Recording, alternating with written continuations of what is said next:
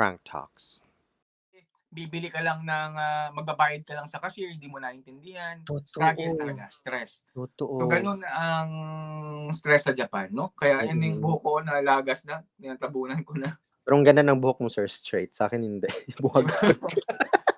So, gano'n gano'n ang ano, so ang sagot ko diyan Mm, parang wala sa point na parang successful ka na kasi hindi. Kasi wala ka naman sa English country.